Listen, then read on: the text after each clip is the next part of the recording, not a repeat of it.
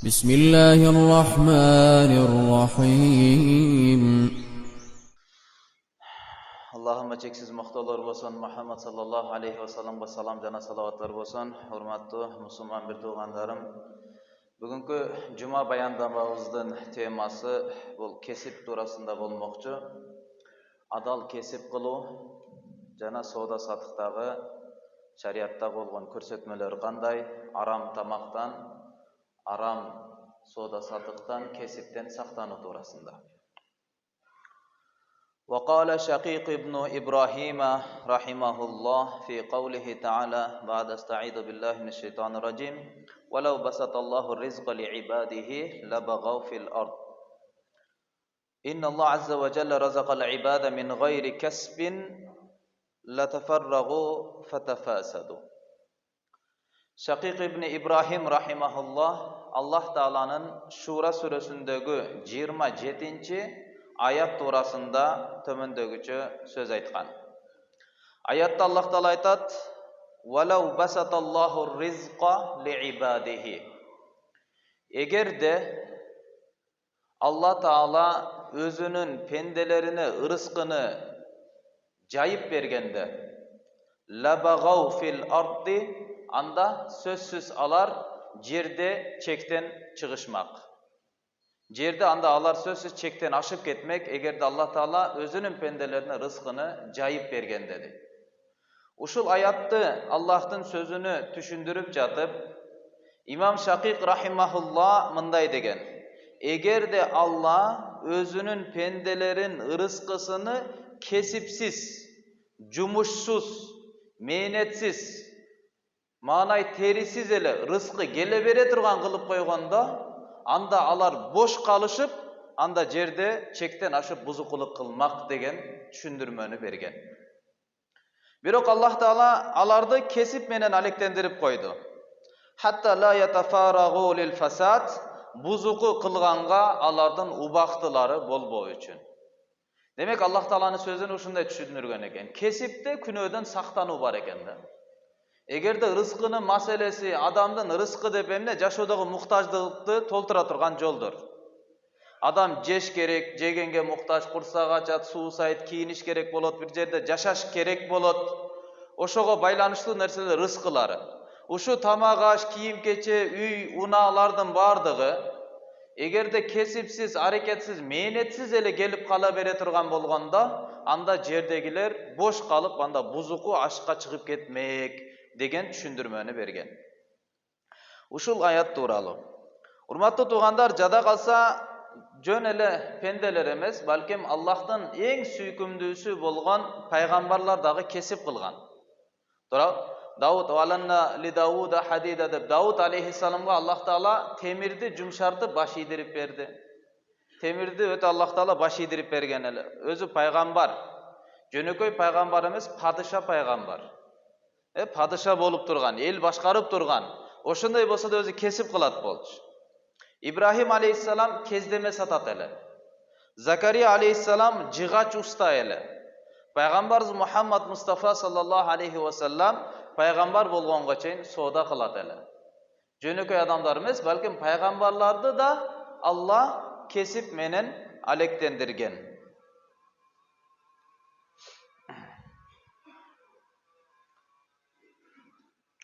Abdullah ibn Mas'ud radıyallahu anhu aytat: Peygamberimiz sallallahu aleyhi ve sellem aytdı: Talabul halal faridatun ba'dal farida. Adal rızkını talap kılуу Allah'tın farzlarından kiyinki bolgon farz bol eseptelet. İslamdagı kança farzlar bolsa, namaz okuu, oroza karmоо, kudreti jetken adamga ajıga barıp kelүү, uşul farzdan kiyinki farz bol eseptelgen, bul adaldan kesip kılуу bolu eseptelet eken. Demek bul hadisti çeşmelerde ulamalar aytkan, kimge kesip kılуу, jumuş kılуу, kimge farz bolot, kayсыл adamdın özünün muhtaçlığı bütpey jatkan bolsa. Tamak aşı jok, жашайын dese үйү жок, же болбосо квартирада жашайт, ал жерге батирге акчасыны төлөш керек. Ошондой адамдарга же анын жоопкерчилигинде бир канча адамдар бар, алардын рызкы маселеси бунун мойнундагы жоопкерчилигинде. Ата энеси улгайып калган, аял бала чакалары бар, же болсо балдары бар, ошолорду багыш керек. Ошондой адамга иштөө парз болуп эсептелет мойнундагы. Бирок орозо, намаз, зекеттерден кийинки болгон парз болуп эсептелет. Ошо деңгээлде эмес, алардан кийинки деңгээлде. Булар биринчи орунда турат. Ал эми кайсыл адам эгерде тамак ашы бар болсо, же ал адамга башка жактан акча келип жаткан болсо, же мурдатан эле бай болуп атасынан мураска байлык калып келе жаткан болсо, анда аларга парз болуп эсептелбейт. Кааласа иштесин, кааласа иштебесин, алардын мойнундагы жоопкерчилик деп парз сөзсүз иштебесин, иштебей жүрсөң күнөөкөрсүң деп айта албайбыз албетте. Ошондуктан имандуу адам өзүнүн муктаждыгын бирөөдөн сурабастан, балким тиричилик кылып, адам өзүнүн жашоодогу зарычылыгына бүтүрүш керек.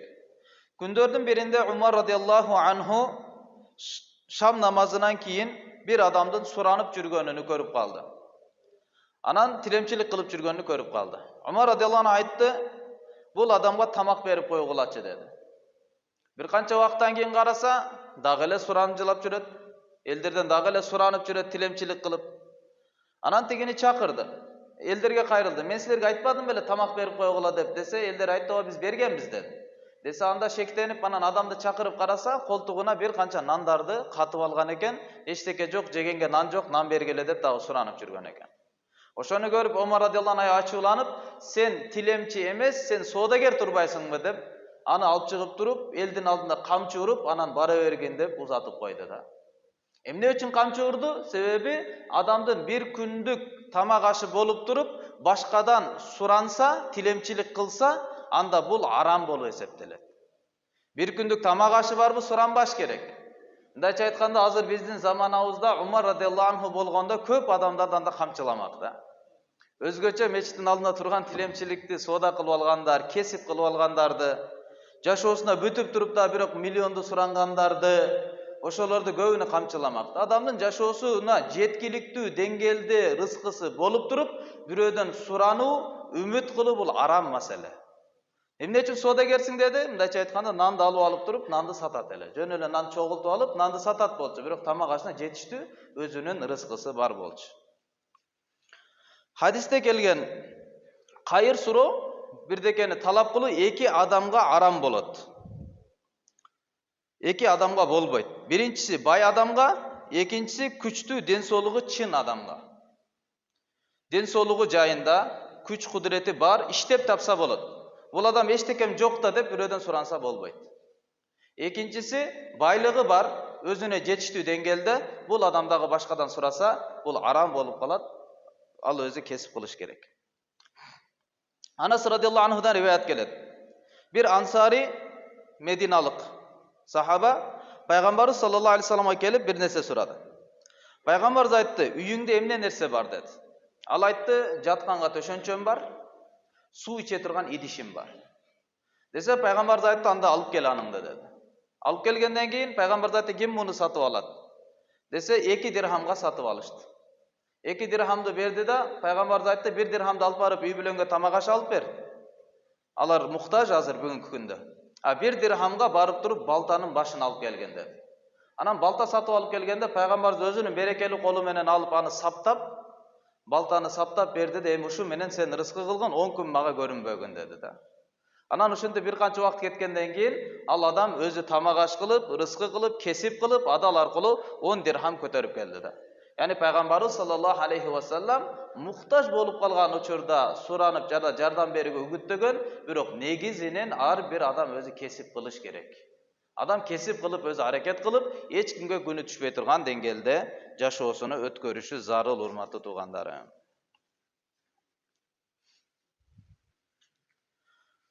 Пайгамбарыбыз саллаллаху алейхи вассалам кесип кылганда кандай кылабыз? Пайгамбарыбыз айткан: "Аллахума барик ли уммати фи букуриха." О Аллахым, менин үммөтүмө эрте мененки убактысында берекеңди бер деген. Демек, Аллахтын берекеси эрте менен кесип кылып. Эгерде жумушка чыгып, жумуш кыла турган болсок, эң жакшысы эрте менен жумуш менен алектениш керек. Куранда Аллах Таала айткан: "Ва жа'ална лайла субата, ва жа'ална наума субата." Биз түндү эс ала турган кылып койдук дейт. Түндү биз укташ үчүн жараттык дейт. Эс алуу үчүн жараттык. Демек, түн бул эс ала турган жана Аллага ибадат кыла турган учур. Al эми важалан нахара мааша, күндүздү болсо Аллах Таала мааш жашоону өткөзө турган учур кылып койдук дейт. Мындайча айтканда, эгерде кесип кыла турган болсо, эң жакшысы күндүзгү убакытта иштөө. Күндүздүн убактысынан дагы эң берекели учуру бул ошо эрте мененки убакыт. Багымдатта күн чыгып бүткөндөн кийинки убакыт. Келип багымдатты жамаат менен окуп, андан кийин олтуруп бир аз зикир пикир Аллах Тааланы эстеп, андан кийин 2 рекет ишрак намазыны күн чыккандан кийин окуп алып туруп, анан чыгып туруп эгер кесип кыла турган болсок, бул эң берекели убакыт ушул болуп эсептелет. Анас ибн Малик радиаллаху анху айтат: "Талабул халали ваджибун аля кулли муслим."